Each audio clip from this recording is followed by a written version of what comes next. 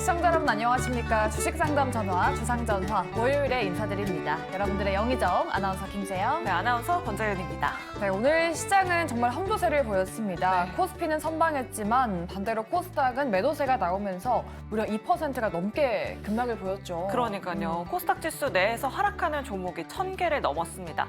특히나 오늘 LNF 같은 종목들 급락세 보여주기도 했고요. AI 관련된 종목들도 급락하는 모습 보여줬습니다. 네. 이런 종목들 갖고 계신 분들 주저하지 마시고 저희한테 연락 주시면 되는데요. 네, 전화번호와 문자, 유튜브 채팅창까지 활짝 열어놓고 있습니다.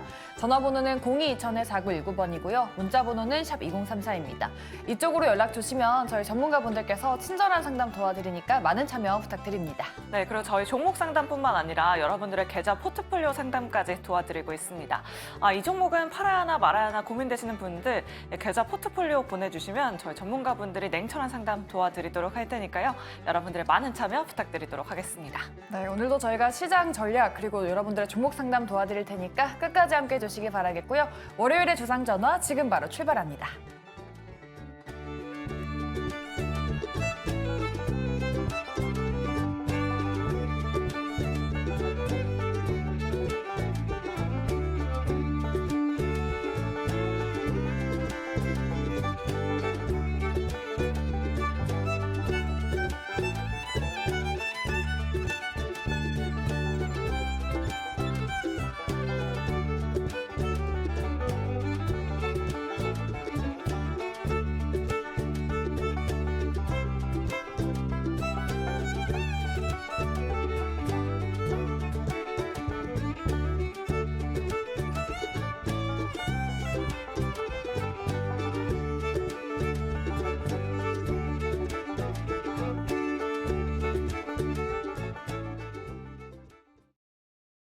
오늘 시장에 어떤 이슈가 있었는지 자세하게 파헤쳐보는 하루장터 시간입니다. 시장이 하락하는 만큼 어떤 이슈를 봐야 될지 자세하게 파헤쳐보도록 할게요. 오늘은 이 세 분과 함께합니다. 정태근 이사, 신일섭 소장, 그리고 이성웅 차장 모셨어요. 세 분 안녕하십니까? 안녕하십니까? 네, 이번 주 시장을 든든하게 대비하기 위해서 우리가 꼭 봐야 할 이슈는 어떤 건지 첫 번째 이슈부터 바로 공개해보도록 하죠. 네, 첫 번째는 금리 인하 언제 해요입니다. 네, 올해 첫 FOMC 회의가 이번 주 목요일에 열리게 됩니다. 일단은 기준금리는 동결될 전망이죠. 과연 FOMC 이후로 시장의 방향은 어떻게 흘러가게 될지 상방일지 하방일지 먼저 팻말부터 한번 들어보도록 하겠습니다. 세 분 어떻게 전망하시는지 팻말 바로 들어주시죠. 네, 두 분께서는 중립 그리고 한 분은 긍정 팻말 들어주셨습니다. 그러면 일단은 중립 의견부터 한번 들어볼게요. 정태근 이사님, 연초에 일단 세계 증시는 정말 긍정적인 흐름을 이어가는데 유독 국내 증시만 부진의 늪에 빠져 있거든요. 아직까지는 좀 보수적입니까? 아, 그렇군요. 제가 죄송합니다. 질문을 못 들어가지고 일단 중립을 했거든요. 네. 일단은 뭐 지금 시장이 많이 흔들리는 게 걱정이 좀 되실 거예요. 되실 건데 지금 양시장보다 같이 흔들리는 건 아니잖아요. 아니고 지금 코스닥이 유달리온에 많이 좀 흔들렸는데 수급을 보게 되면 지금 화면에 나가고 있는 것처럼 코스닥 쪽으로 매도 상당히 많이 몰렸습니다. 그런데 우리가 여기서 한 가지 좀 생각해야 될 부분은 뭐냐면 이 1월 달 들어와서 코스피 대비해서 코스닥이 좀 뒤늦게 하락이 좀 진행이 됐거든요. 그렇기 때문에 일단 코스피가 먼저 좀 바닥을 잡아가는 모습이고 코스닥 같은 경우는 좀 시간이 좀 걸린다라고 좀 보시면 될 것 같습니다. 일단 뭐 시장이 하락하는 이유는 저 개인적으로 봤을 때는 뭐 금리에 대한 기대감이 참 많이 됐었다가 이런 효과가 안 나와서 이런 효과도 안 나오고 이러다 보니까 이런 것들이 복합적으로 시장이 좀 악재가 되고 있다고 보고 있거든요. 그리고 이제 뭐 코스피 같은 경우는 아시겠지만 외국인 선물이 매수가 유입되고 한이 1,350원을 장을 좀 받게 되면서 시장이 좀 안정을 찾아가듯이 지금 코스닥 같은 경우도 제가 서두에 말씀드렸듯이 조금 이제 하락이 시간차를 두고 좀 나왔거든요. 그렇기 때문에 코스피가 거쳤던 절차를 아마 코스닥도 연기속해서 좀 거치지 않을까라고 생각을 합니다. 그렇기 때문에 아마 시간차를 두고 하락이 나왔기 때문에 좀 시간이 걸릴 뿐이지 코스닥 같은 경우도 일단 지금 하락은 나오고 있지만은 코스피와 마찬가지로 아마 조만간 저는 개인적으로 좀 변동성이 완화가 되지 않을까 생각이 듭니다. 지금 2차 전지부터 시작했던 변동성이 지금 돌아가게 되면서 반도체 쪽도 차익 실현이 나오게 되고 그러다 보니까 소프트웨어 쪽도 차익 실현이 나오다 보니까 이런 현상이 좀 나오는 것 같아요. 그러니까 이런 것들은 어찌 보면 저 개인적으로는 뭐 소나기라 생각을 하고 있기 때문에 조금만 기다리시면 된다고 말씀드리고 싶고 그 기다린 기간 동안 좀 아플 겁니다. 아플 건데 항상 이런 그 변동성이 큰 하락에서는 상당히 많이 아팠었거든요. 그렇기 때문에 그런 부분들은 조금은 감내를 하시면 좋지 않을까라는 말씀을 좀 드리도록 할게요. 네, 알겠습니다. 그러면 긍정 의견도 한번 들어볼게요. 지금 1월 들어서 외국인과 기관이 물량을 던지는 중인데 뭐 외국인 기관 매도세가 아무래도 코스닥 지수를 끌어내린 게 아닌가 싶어요. 신 소장님, 결국에는 좀 시장이 상방으로 가려면은 수급이 좀 뒷받침되어야 하는데 수급도 개선이 될까요? 미국 시장이 100을 가주면 우리는 네. 한 40 갑니다. 아, 그래서 미국 시장이 좋기 때문에 거기에 기대를 거는 거지만 우리나라의 이 총체적 난국은 도대체 어디서부터 풀어야 되는가 감도 잡히지 않죠. 왜냐면 지금 코스닥을 이건 진짜 제 생각으로는 강제적으로 묶는 방법밖에 없어요, 이게. 자유민주주의 시대 사회 그거를 하지 말고. 왜냐면 코스닥에서 지금 다 떠나가려고 하잖아요. 나스닥을 벤치마킹 했는데 나스닥에서 잘 나가는 종목이 나스닥에서 나가려고 하지 않죠. 근데 우리나라는 코스닥에서 그냥 승강제 개념이죠. 어떻게든 코스피로 가보려고. 근데 지금 또 다 떠나잖아요, 결국. HLB랑. 그럼 어떻게 되냐면은 코스닥은 상대적으로 지금 뭐 제약, 바이오, 2차전지 이런 거 많죠. PER, PBR 엄청 높은 것들. 그리고 등치도 엄청 산만해졌어요, 또. 그래가지고 걔네들이 다 코스피로 가면은 코스피는 또 갑자기 느닷없이 걔네 물량을 다 받아줘야 되잖아요. 코스닥은 그러면 가만히 있다가 걔 등치 큰 애들 높은 가치 받는 애들이 와가지고 또 물량 부담으로 또 지금 올라가기가 힘들어요. 그냥 아까 전에 무슨 뭐 시세고 뭐고 그걸 다 빼고 옮겨오는 것만으로도. 그럼 코스닥은 또 어때요? 중요한 애들이 다 떠나가 버리니까 없어요, 머리가. 왜냐면은 머리가 없어지면은 누군가 채워야 되는데 그렇게 급격한 시점에 채울 수가 있는 능력이 안 돼요, 캐파가. 그러니까 이게 옮겨가는 쪽도 문제고 옮김을 받는 쪽도 문제인 거죠. 둘 다 부담인 거죠, 이거. HLB든 뭐든 지금 몇 개가 옮겼나요, 지금? 그래서 지금 아마 그 에코프로 그룹 빼고 다 옮기죠, 이제. 에코프로 그룹도 지금 옮기고 싶다는 의중을 다 나타냈죠, 지금. 근데 지금 기업 사정상 못 가고 있어요. 에코프로 그룹마저 가버리면 진짜 위가 그냥 텅 비는 거죠, 코스닥은. 그리고 코스피는 엄청난 물량 부담이고. 그런 속에서 외국인 수급을 기대하기가 어려운 상황이죠. 근데 그런 거를 감안하고도 지금 일단 나스닥을 제외한 3개 지수가 다우, S&P 500, 필라델피아 반도체 지수가 모두 역사상 신고가를 갔거든요. 그러니까 역사상 신고가를 가서 잠깐 눌림목은 있을지언정 이 위가 다 여백이기 때문에 계속해서 상승할 가능성이 높다. 그럼 여기서 한 100의 힘으로 미국이 가주면은 그나마 그래도 따라가는 신용은 하지 않겠냐 하는 부분에서 긍정적인. 우리나라의 주도적인 힘으로 가기는 상당히 어렵습니다.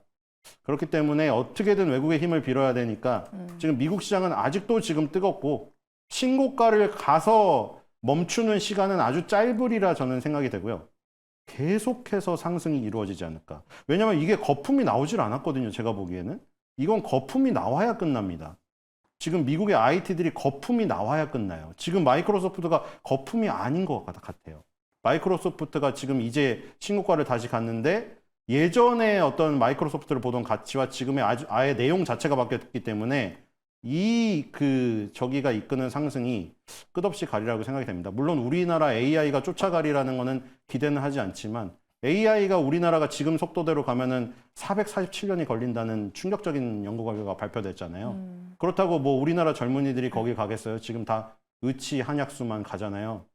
그냥 얼굴 예쁘게 고치는 의사로 하면은 일인데 그런 무슨 AI니 무슨 생명공학 이런 쪽은 아무도 안 갑니다. R&D 예산도 다 깎이고. 그렇기 때문에 그쪽에서 뭐 중소형주들이 조금 뭐 활개를 치는 것은 있더라도 시장을 이끌지 못하거든요. 결국에는 거기를 받쳐주는 우리는 뭐 메모리 반도체에서 승부를 봐야겠죠. 또 어쨌든 그런 동반자의 성격이라던가 모든 걸 감안했을 때 우리나라는 후발주일 수밖에 없고 그거를 감안을 하고 인정을 하고 대응을 하면은 만족도가 낮으니까 만족의 허들이 낮으니까 만족의 허들이 낮은 것을 넘을 만큼은 긍정적일 수 있다. 보수적인 긍정이죠. 네.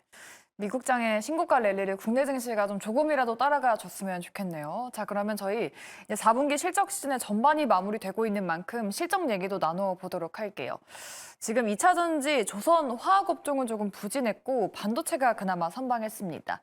이성훈 차장님께 한번 여쭤보도록 하죠. 일단 올해 1분기 컨센서스는 상향 조정되고 있다고 하던데 1분기 어닝 시즌에 좀 기대해 볼 만한 곳이 있을까요?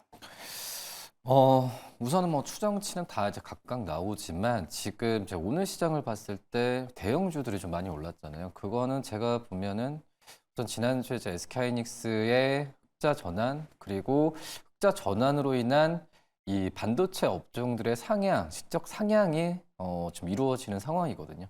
그렇기 때문에 이게 반도체만 국한하는 게 아니라 이 대형주 중심으로 전체적으로 오늘 온기가 들어왔다라고 좀 생각이 되고 있고, 뭐 추세 전환이라고 할 수는 없겠죠. 뭐 하지만은 뭐 지금 이제 대형주 위주로의 실적에 대한 그 기대감이 좀 높아진 상황이라고 좀 볼 수 있겠고요.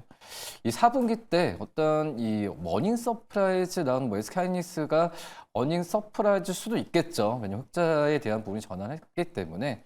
근데 이제 그 어떤 실적이 좀 우상향 추세인 상태에서 많이 그 실적이 더 크게 성장하는 기업들은 많이 좀 없다라고 좀 생각이 되고 있고, 오히려 지금 작년 4분기 실적에 대해서 생각보다는 좀 이 전체적인 뭐 말씀하셨듯이 전반전이 좀 끝났다고 했지만 지금 현재 상황에서 좀 약간의 좀 불안했던 부분은 좀 우려스러웠었던 이 섹터들이 생각보다 실적이 더 안 좋았기 때문에 우선 그 시장에서의 어떤 전체적인 그런 그 온기는 들어오는 그런 제한적이었다고 생각이 되고 있고요.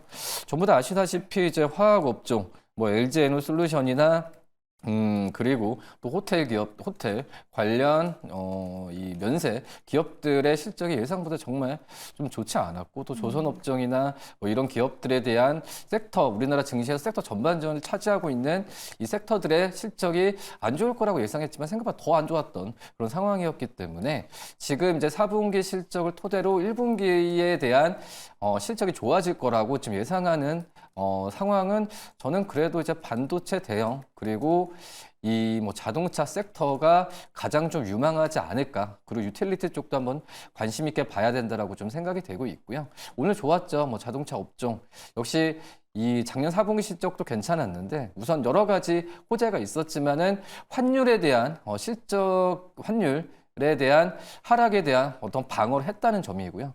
지금 올해 1, 2분기 때도 제가 봤을 때도 앞서서 좀 얘기했었던 이 금리에 대한 인하 부분이 좀 늦어진다고 했을 때는 환율에 대한 하락에 대한 우려감은 좀 제한적으로 갈 가능성이 큽니다. 뭐 그러기 때문에 대표적인 이 환율에 대한 가장 관련이 깊은 자동차 업종 그리고 뭐 삼성전자, SK하이닉스 마찬가지죠. 이 어떤 수출에 대한 기업들 같은 경우에는 실적이 크게 낮아질 가능성이 적어질 가능성이 있다고 판단이 되고 있어서 대형주 위주로의 어떤 실적 전망에 대한 기대감을 더 가져가야 되는 게 맞지 않을까 이렇게 판단됩니다. 시장 전반적인 전망과 함께 실적 시즌에 대한 이야기까지 들어봤습니다. 저희 두 번째 주제로는 올해 기대되는 섹터 한번 짚어보도록 하죠. 바로 제약바이오입니다. 혹한기가 지난 걸까요? 제약바이오가 지금 최근에 실적과 주가가 모두 높아지고 있는 상황입니다. 뭐 신약 개발 모멘텀도 있고 미중 갈등이라는 모멘텀도 있습니다. 제약바이오가 역대급 전성기를 맞을 거다라는 말이 있는데 과연 맞는 말일지 세 분의 팻말 통해서 바로 들어보도록 할게요. 긍정인지 부정인지 팻말 바로 들어주시죠.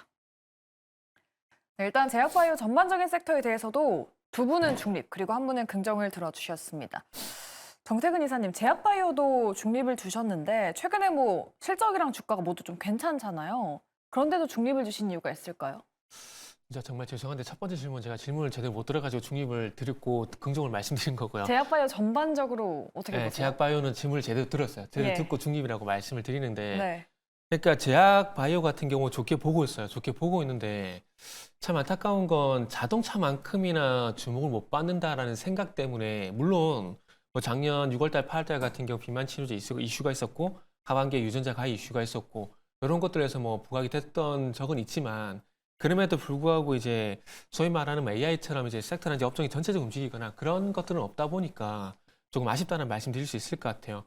그리고 이제 뭐 혁신위원회를 통해 가지고 이제 블록버스터 신약을 뭐 개발한다 그런 얘기들이 나오게 되면서 정부 정책 기대감이 상당히 많은 섹터거든요. 그런데 그럼에도 불구하고 못 가다 보니까 지금은 이제 또 지켜봐야 되지 않을까라는 그런 생각이 들어서 그래서 중립입니다. 항상 좋게 보고 있지만은 제가 좋게 생각하는 것과 주가 하는 것은 또 별개 문제이기 때문에 좋게 보지만은 그럼에도 불구하고 가능성이 있기 때문에 중립을 드렸다고 보시면 될 것 같아요. 그리고 특히나 오늘 같은 또 중립을 드린 이유가 뭐냐면 상대적으로 제가 봤을 땐 대안 섹터로 좀 부각이 된 것 같아요. 왜냐하면은 오늘 하락한 섹터 그 코스닥 쪽을 보게 되면 전반적으로 최근에 많이 올랐던 섹터들이 물론 2차 전지 논외로 하고요. 2차 전지 논외로 하고 뭐 IT 쪽 보게 되면 최근에 많이 올랐던 업종들 섹터들이 많이 올라갔었는데 그쪽에서 이제 오늘 하락이 상당히 크게 나왔거든요. 그러다 보니까 거기에서 하락이 나오게 되고 시장이 대안을 찾다 보니까 그리고 이제 그 중국의 우시 바이오로직스 맞죠? 그쪽에서 어떤 제재 가능성 이런 얘기들이 나오다 보니까 지금은 일시적으로 그쪽으로 이제 자금이 좀 들어간 것 같습니다. 그러니까 즉 소위 말하는 순환매 관점에서 자금이 들어간 것 같아요. 그런데 중요한 건 결국 이제 삼성 바이오로스가 됐던 셀트리온이 됐던 이쪽에서 블록버스터 신약을 개발하던 아니면 실적이 폭발적으로 증가를 하던 이런 이슈들이 나와줘야 이런 대장들이 움직이게 되고 그리고 시장을 이끌어줄 거라고 보거든요. 근데 그런 것들은 조금 시간이 걸릴 것 같아요. 시간이 걸릴 것 같고 시장이 언제 주목을 할지 저도 상당히 좀 궁금하거든요. 그래서 후자로 말씀드린 뭐 블록버스터 신약이라든지 폭발적인 실적 성장이라든지 이런 부분에 대해서 아직 주목을 받지 못하고 있기 때문에 중립 의견을 드리는 거고 그리고 오늘의 어떤 상승은 다시 말씀드리지만은 제가 봤을 때 시장이 전반적으로 조금 이제 무너진 현상이 나오게 되면서 그동안 좀 덜 올랐었던 좀 상당히 소외가 됐었던 바이오가 좀 그래서 부각이 된 게 아닌가 생각이 들고 거기에 대한 근거는 오늘 이제 자동차도 강세를 보였었잖아요. 그래서 뭐 자동차 오늘 강세를 보인 부분들, 뭐 바이오 강세를 보인 부분들은 뭐 제 나름대로 생각해 보면은 뭐 이거를 정주적 분석이라든지 객관적 증거를 말씀드려야 되겠지만은 제가 생각할 때는 상대적 소외 현상 이렇게 컸었기 때문에 가격 메리트로 해서 오른 게 아닌가 뭐 그렇게 생각 좀 하고 있습니다. 그러다 보니까 오늘 좀 중립을 드렸다라고 보시면 될 것 같아요. 그럼 제약바이오 섹터 안에서 최근에 핫한 HLB 그룹주에 대해서도 세 분의 의견 좀 듣고 싶거든요. 일단 HLB 그룹주 안에서 HLB 제약과 생명과학은 상승으로 마감했는데 HLB 자체는 음봉 마감했거든요. 과연 HLB 내일은 반등이 나올 수 있을지 세 분의 팻말 통해서 한번 들어보도록 하겠습니다. HLB에 대한 의견 바로 들어주시죠. 긍정, 부정, 그리고 중립이 나왔습니다. 세 분의 의견이 모두 갈렸네요. 그러면은 신 소장님의 긍정 의견 한번 들어볼게요. HLB는 오늘 음봉 마감한 이유가 뭔지, 내일은 좀 반등이 나올 이유가 뭘까요? 일단 19년도 10월달 고점이 네. 지금 작용을 했죠. 6년, 7년 정도짜리 고점이었기 때문에 당연히 이런 상식적인 거죠. 예를 들어 19년도에 그 고점에 물리신 분이 있다면 5년 기다렸는데 자기 고점에 오면은 물가 상승률이고 뭐고 상관없이 팔게 됩니다. 그런 것들이 전고점에 대한 물량 부담이 그래서 나타나는 것이고요. 그런 것들은 되게 상식적인 전고점에서의 모습이죠. 그래서 그냥 그것 때문에 조정이 나온 것이고 일단 HLB가 중요하죠. HLB가. 왜냐면 지금 사실 뭐 아시안컵 하고 있지만 중국 축구 보면은 우리나라도 아니지만 한숨만 나오지 않습니까? 네. 근데 제약바이오에서는 솔직히 우리나라가 지금 너무 충격적인 결과를 받아들였잖아요. 왜냐면 셀트리온이 바이오시밀러는 아주 잘 뽑아내가지고 바이오시밀러에서는 이 중국을 완전히 누르고 있거든요. 네. 뭐 누르고 있다는 표현이 개수가 훨씬 많아요. 바이오시밀러는. 이 선점 효과가 중요하기 때문에 바이오시밀러는. 왜냐면 점점 더 비슷한 것들이 많이 나오니까 나중에 나오면은 효과가 별로 없거든요. 근데 그런 부분이 바이오시밀러도 물론 대단한데 어쨌든 간에 시밀러란 말이에요. 유사한 신약이 아니란 것이죠. 물론 램시마 SC가 신약으로 허가를 내라고 FDA에서 권고를 받았기 때문에 신약 개발 업체로 한 단계 올라설진 모르겠으나 그것 또한 어쨌든 이 안센의 레미케이드에서 시작된 것이죠. 근데 지금 중국에서 면역 항암제를 FDA에서 허가를 받는 충격적인 결과를 내놨잖아요, 지금. 아무도 상상을 하지 못했죠. 왜냐하면 뭐 반도체에서도 중국을 다 밀어내려고 하고 있는 이 와중에 제약바이오라고 해서 그런 입김이 작용 안 할까 이런 것까지 있었는데 그걸 뚫어냈단 말이죠. 왜냐하면 면역항암제가 FDA 승인받은 게 딱 6개밖에 없어요.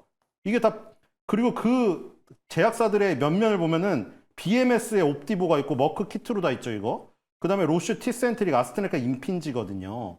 전부 다 내놓으라 하는 업체들밖에 없는데 중국의 이름을 들어보지 못한 업체가 면역항암제 FDA 허가를 받아버렸어요, 이거를. 그러니까 지금 3세대 면역항암제가 가장 활발하게 쓰이고 있기 때문에 여기서 충격적이었고 만약에 이거를 정말 되돌리려는 모멘텀이 있다면 물론 이것도 사실 또 여기 중국에 껴 있습니다. 어차피 항서제약의 캄렐리주맙하고 병용을 해서 지금 효과를 본 거잖아요. 사실은 위암으로 가려다가 거기서 문제가 생겨가지고 진양곤 회장님께서 유튜브에 나와가지고 눈물을 흘리셨잖아요. 그래서 뭐 그걸 안 좋게 보는 분도 있지만 어쨌든 눈물을 흘리든 뭐든 그걸 이겨낸 다음에 간암으로 갔는데 거기서 항서제약이랑 두 개 같이 콜라보를 시킨 거잖아요. 그래서 뭐 이번에 돼도 사실 중국이 또 좋은 거긴 한데 어쨌든 간에 우리나라에 HLB가 끼어 있으니까 3월 달에 그쵸 지금 얼마 안 남았죠. 3월 달에 파이널 리뷰가 있고 5월 16일까지는 결정을 내야 돼요. 왜냐면 HLB가 돈을 냈거든요.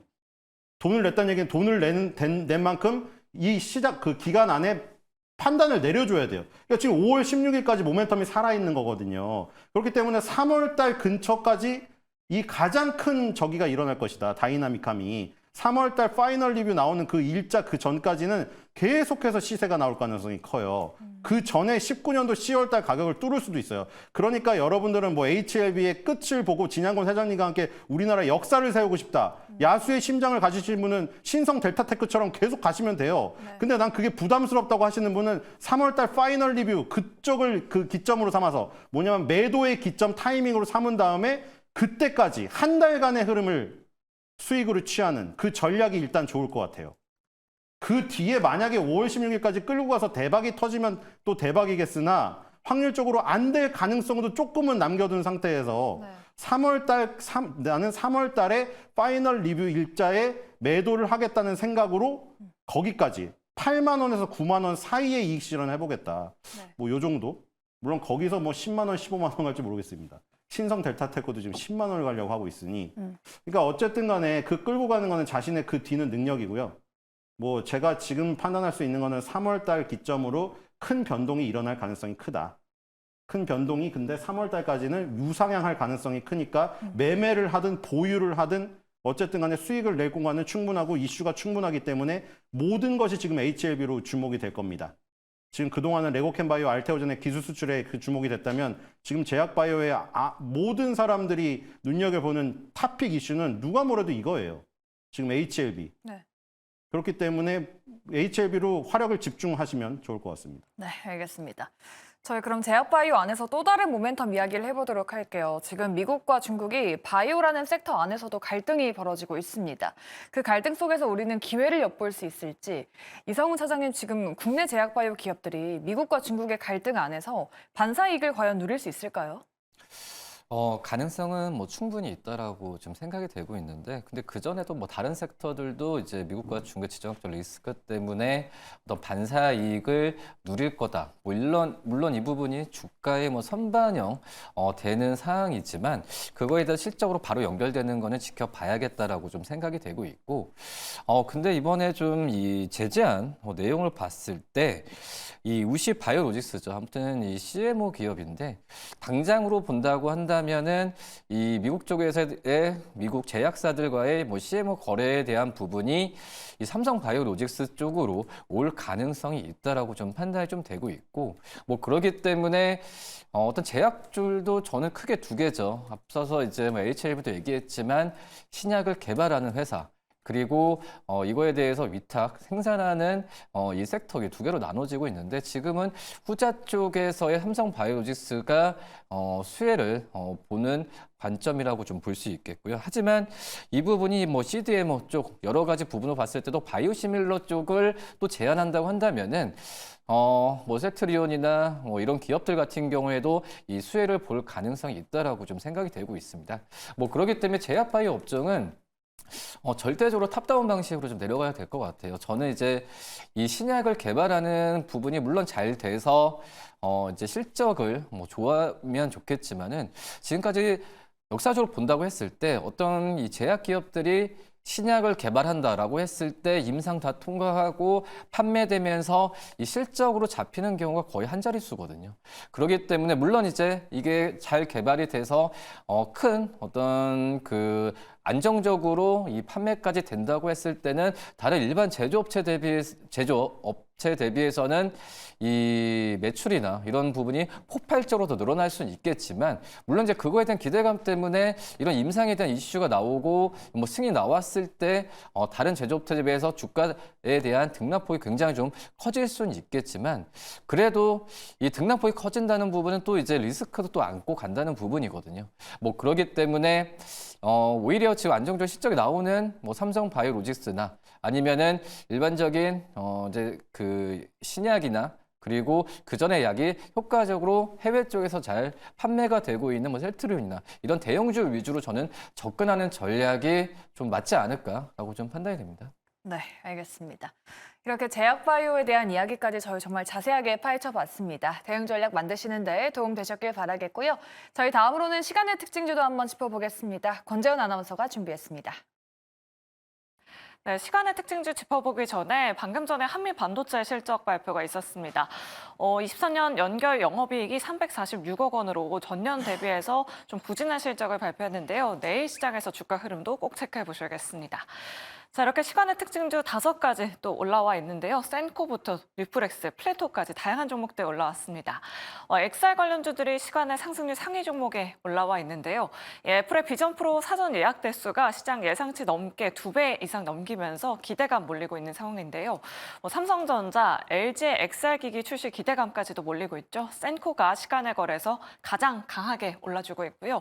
또 뉴프렉스도 오늘 13% 급등한 데 이어서 시외 흐름도 굉장히 좋은 움직임 보여주고 있습니다. 또 간암치료제 FDA 승인 기대감 갖고 있는 HLB 그룹주들도 역시 시간에서 상승 흐름 유지해주고 있습니다. 오늘 장중 변동성 컸던 만큼 내일 시장에서의 흐름도 꼭 체크해 보셔야겠고요.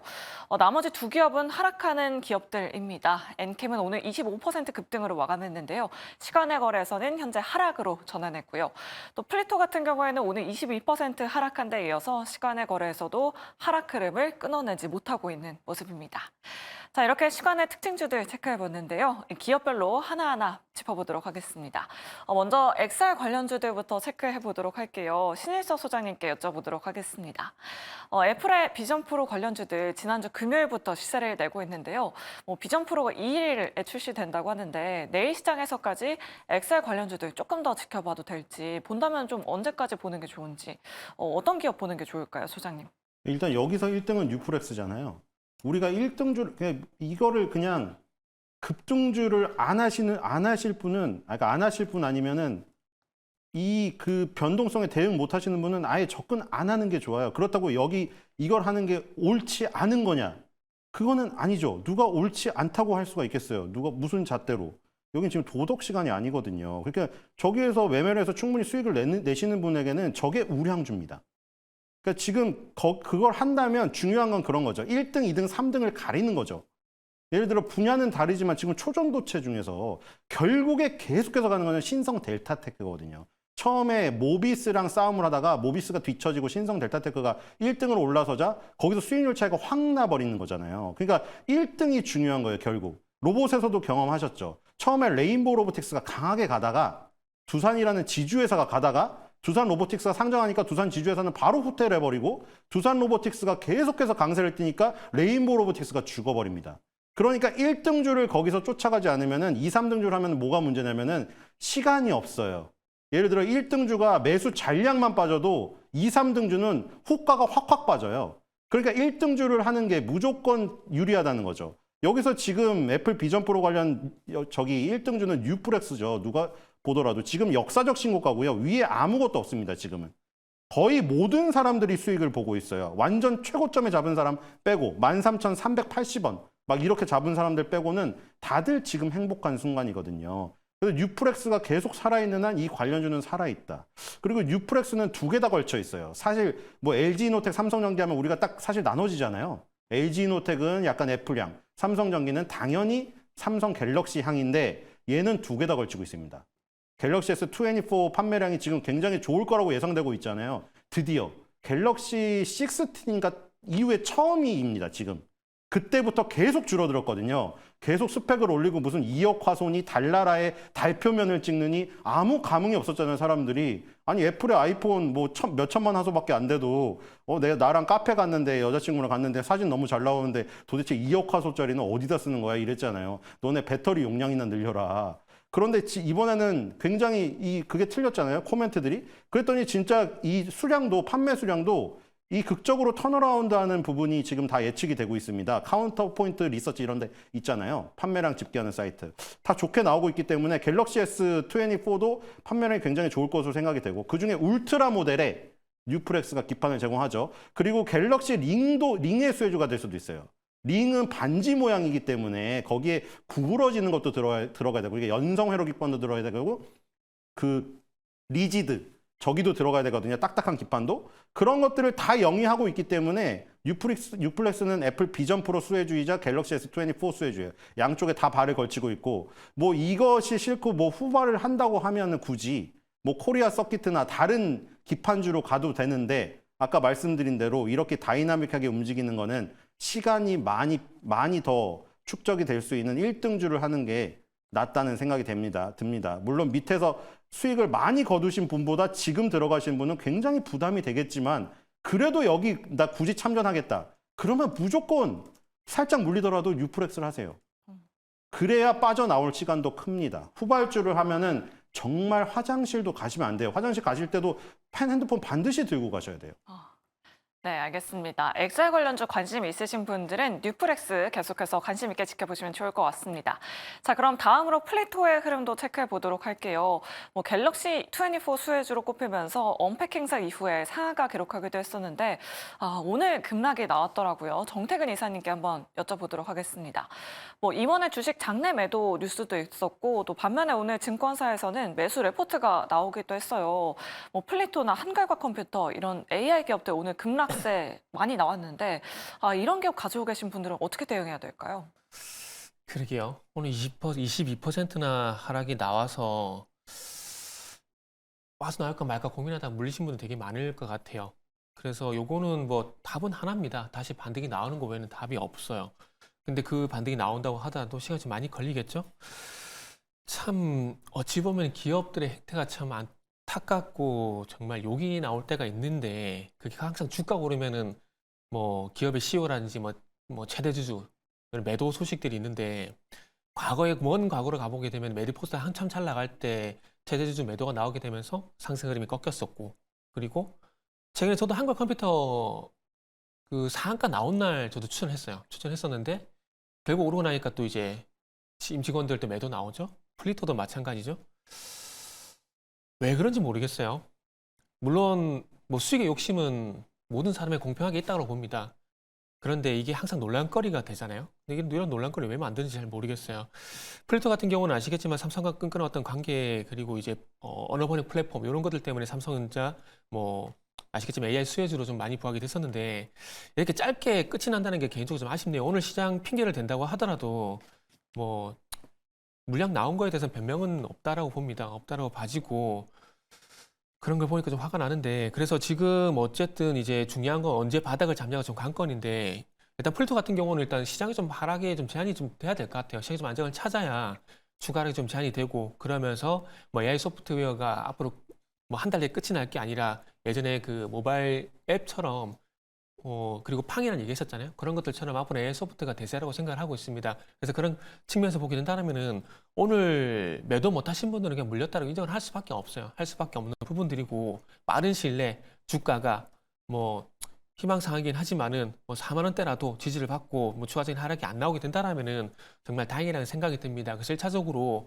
뭐 4만 원대 지지를 이탈을 한다고 해서 매도를 하다고 말씀 못 드리겠지만은 일단 4만 원대 지지 여부를 한번 보자고요. 보고 난 다음에 그리고 이 지지력이 나오는 건 다시 말씀드리지만 시장의 어떤 추가하락이 제한돼야 된다는 부분들 말씀드리고 싶어요. 그래서 어쨌든 얘기가 뭐 계속 산으로 가고 있는데 결론은 그겁니다. 일단 시장이 안정을 찾게 된다라면은 플리토도 좀 안정을 찾을 가능성이 상당히 높고 뭐 종목이 영원히 서야 되는 건 없거든요. 어차피 뭐 AI 관련돼 가지고 AI 소프트웨어 정확하게 말씀드리면 AI 소프트웨어 쪽으로 아직까지 모멘텀이 있는 상황이기 때문에 일단은 뭐 추가하락 제한되지 여부 보고 그리고 난 다음에 다시 한번 재반등 여부를 모색해 보는 게 좋겠다고 말씀드리는 게 좀 현실적이다라고 말씀드려야 될 것 같네요.